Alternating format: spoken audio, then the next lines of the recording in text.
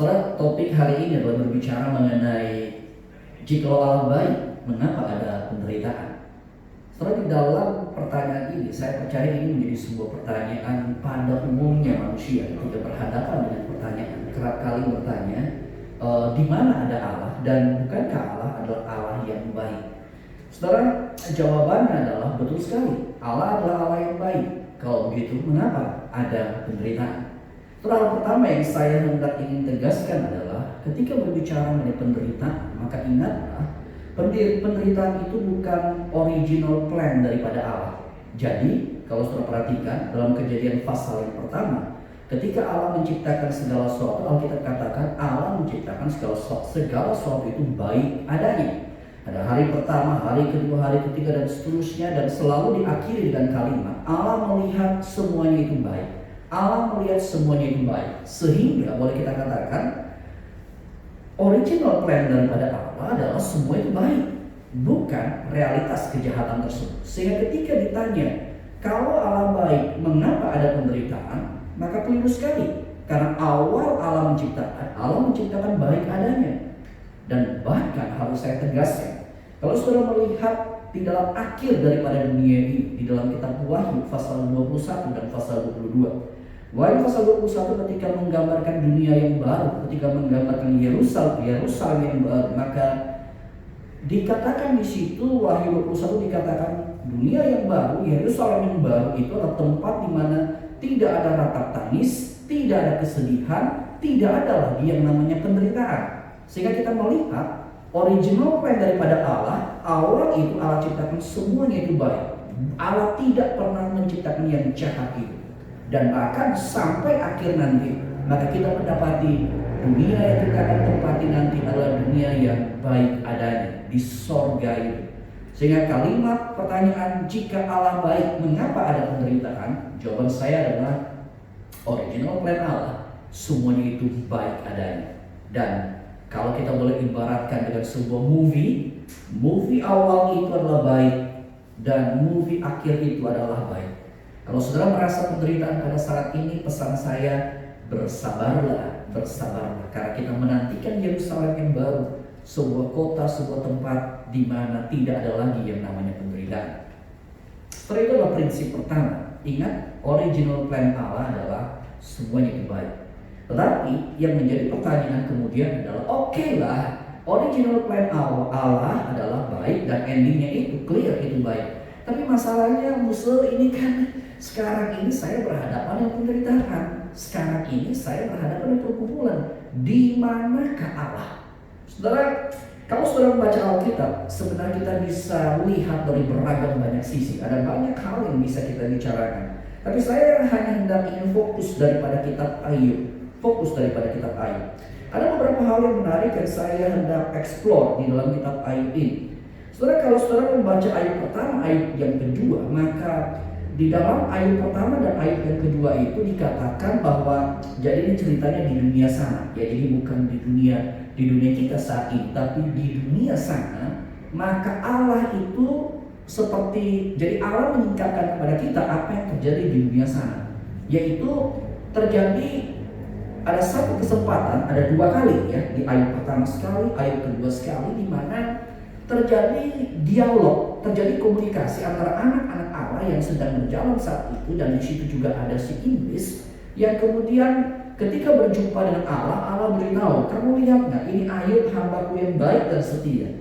Dunia ini tidak ada orang seperti dia sangat cinta aku, dia sangat mengasihi aku. Lalu kemudian iblis mulai ngomong seperti ini, ya Allah, ya yang benar aja begitu loh. Bukankah Ayub engkau berkati, hidupnya engkau berkati. Kalau semuanya jalan lancar, semuanya oke-oke saja, ya dia akan setia sama engkau. Tapi cobalah begitu, coba buat dia masuk dalam penderitaan, masuk dalam realitas kesulitan hidup. Tuhan berkata, oke, kamu boleh aku izinkan, tapi ingat ada rambu-rambunya.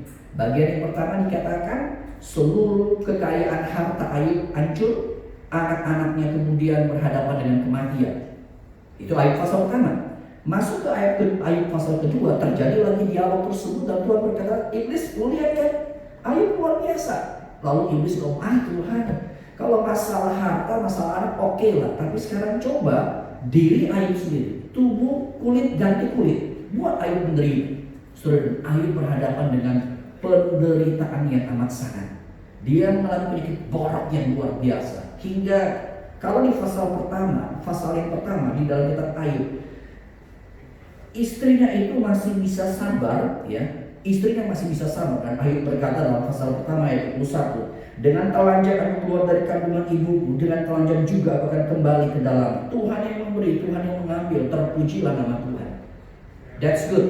Ya. Istri Ayub juga luar biasa. Tapi di dalam pasal yang kedua, istri Ayub itu sudah tak tahan lagi begitu loh. Penderitaan yang amat sangat sehingga istri Ayub berkata, kutukilah Allahmu dan matilah. Lalu Ayub menjawab seperti ini kepada istrinya di dalam pasal 2 ayat yang ke-10. Engkau bicara seperti perempuan gila. Apakah kita mau menerima yang baik dari Allah dan tidak mau menerima yang buruk? Saudara perhatikan di sini, Ayub itu punya konsep. Ketika hartanya habis semua, dia cuma berpikir, aku datang dengan telanjang, aku juga pergi dengan telanjang. So what? Begitu. Ketika dia berhadapan dengan penderitaan, dia berkata kepada istrinya, masakan kita hanya mau menerima yang baik dari Allah dan tidak menerima realitas yang namanya evil tersebut, penderitaan tersebut. Saudara, di dalam bagian ini kita melihat dalam dialog dan apa yang terjadi dengan Ayub, kita melihat beberapa poin. Yang pertama adalah ketika bicara mengenai penderitaan, mengapa ada kejahatan dunia ini, maka kita lihat ada salah satu faktor utamanya, yaitu ada si iblis yang melakukan semuanya itu. Tetapi dalam kisah Ayub kita juga melihat ketika iblis melakukan itu pun sebenarnya ada dalam kontrol Allah. Maksudnya adalah meskipun engkau ada dalam penderitaan yang seberat apapun, ingatlah semuanya itu dalam kendali Allah. Semuanya itu tidak lepas daripada kendali Allah. Itu diizinkan oleh Allah. Salah satu izin itu dengan tujuan sebenarnya untuk sebuah pemurnian iman, seperti yang terjadi dengan diri Ayub. Ayub melewati semua proses tersebut. Tetapi dalam kisah Ayub kita diingatkan, ada iblis yang membuat semuanya itu, tetapi iblis pun tidak bisa lepas daripada kontrol daripada Allah. Sehingga kita meskipun ada dalam penderitaan, kita punya pengharapan. Ada Allah yang memegang kendali semuanya. Ada Allah yang campur tangan semuanya. Sehingga sebagai orang percaya, ketika kita berhadapan penderitaan, ingatlah, jangan hanya berpikir penderitaan itu menekan hidup kita, penderitaan itu seperti memukul hidup kita dan kita tidak punya pengharapan. Tidak. Ada Allah yang kontrol semuanya. Sebaliknya adalah, pertanyaannya adalah, ketika kita melewati penderitaan, apakah kita semakin belajar percaya dan menyatakan iman yang hidup seperti Ayub? Dengan telanjang aku datang, dengan telanjang pula aku akan pergi. Tuhan yang memberi, Tuhan yang mengambil. Terpujilah nama Tuhan. Seperti Ayub yang berkata kepada istrinya, engkau berbicara seperti perempuan gila. Masakan kita hanya menerima yang baik dan tidak menerima yang buruk, yang tidak baik? Dan tidak berhenti sampai di situ. Kalau saudara membaca di dalam Ayub pasalnya yang ke 42 di dalam ayatnya yang ke 5, saudara, ini adalah proses setelah Ayub pasal pertama sampai 42. Ada teman-teman dia yang datang, yang berdialog, memperhatikan dia, tapi di situ dia juga merasa tetap Ayub juga adalah manusia. Dia juga bergumul dengan penderitaan itu. Tetapi dalam ayat 4, pasal 42, Lembaga Alkitab Indonesia berikan judul Ayub mencabut perkataannya dan menyesalkan diri. Di dalam ayat 5 Ayub berkata, hanya dari kata orang saja aku mendengarkan tentang engkau, tapi sekarang mataku sendiri memandang engkau. Oleh sebab itu aku mencabut perkataanku dan dengan menyesal aku duduk dalam debu dan air. Ayub berkata, Tuhan, setelah aku melewati seluruh penderitaan ini, ketika aku melewati seluruh penderitaan ini, maka aku mendapati kalau dulu hanya dari kata orang aku mendengar tentang engkau, tapi sekarang melalui penderitaan ini mataku melihat engkau. Dengan perkataan Ayub berkata, dulu saya kenal Tuhan baik. Saya kenal Tuhan dari pengajaran-pengajaran yang saya dengar, ya, entah dari pemimpin-pemimpin agama pada waktu itu, atau dari mungkin Ayub studi Alkitab sendiri. Ayub mencari kebenaran itu sendiri. Tapi Ayub kemudian berkata, setelah aku melewati semua penderitaan ini, aku berhadapan dengan sebuah fakta. Kalau dulu hanya dari kata orang, maka sekarang aku melihat Tuhan sendiri. Aku berjumpa dengan Tuhan sendiri. Mataku sendiri memandang Engkau. Apa yang Ayub pandang ketika melihat penderitaan itu? Jelas Ayub melihat ada penderitaan, tapi ada Tuhan. Ada penderitaan, tapi ada hadirat Allah. Tidak berarti masalah selesai. Hadirat Allah tidak berarti masalah selesai. Hadirat Allah berarti ada kekuatan iman yang membuat saya melihat semuanya ini. Saya melihat dengan kacamata iman. Dan bahkan disitulah kemudian saya bisa menjadi blessing, bisa menjadi berkat bagi orang lain. Saudara, mengapa kalau Allah ada, mengapa ada penderitaan? Jawaban pertama adalah penderitaan bukan rencana original Allah. Penderitaan adalah sebuah, dalam tanda petik saya katakan sebuah accident. Karena manusia menyalahgunakan kebebasannya sehingga jatuh dalam dosa dan penderitaan itu ada. Tetapi meskipun penderitaan itu ada Allah yang lebih besar. Ada Allah yang kontrol semuanya. Dan ketika kita melewati penderitaan ini bersama dengan Allah, kita akan sampai pada sebuah iman yang berbeda. Sebuah iman seperti Ayub berkata, bukan hanya dari kata orang, tapi mataku sendiri melihat Engkau ya Tuhan. Saudara, saya berharap konsep ini bisa membuat saudara clear, dan khususnya saudara yang bergumul. Karena saya tahu ada beberapa di antara saudara yang bergumul dengan mungkin sakit penyakit yang sangat serius. Saudara mungkin bergumul dengan penderitaan yang sangat berat. Saudara bergumul dengan hari esok yang seakan-akan gelap. Saudara, memang beberapa hal harus saya katakan saya speechless.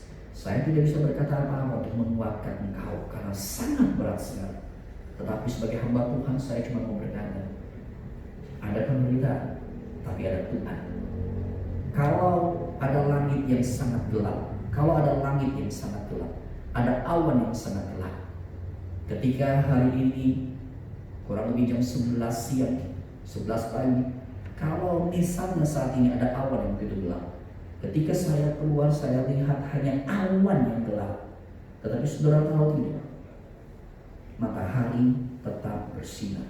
Ada awan yang gelap, tapi kalau kita menerobos awan, maka kita akan berjumpa dengan matahari yang tetap bersinar. Mungkin hidupmu seperti awan yang sangat gelap yang menutupi engkau, tapi ingat, matahari tetap bersinar. Ada Allah tetap bersinar. Tuhan memberikan kekuatan pada engkau, dan saya juga mendorong kalau saudara yang mengenal, ada kenalan, ada teman yang bergumul dengan sakit penyakit, doakan dia dengan sungguh. Saudara mungkin perlu menelpon dia dan ingatkan, ada matahari, ada awan gelap, tapi ada matahari yang terus bersinar. Biarlah sinar kemuliaan Tuhan menguatkan engkau, menopang engkau melewati masa-masa awan gelap itu. Tuhan memberkati.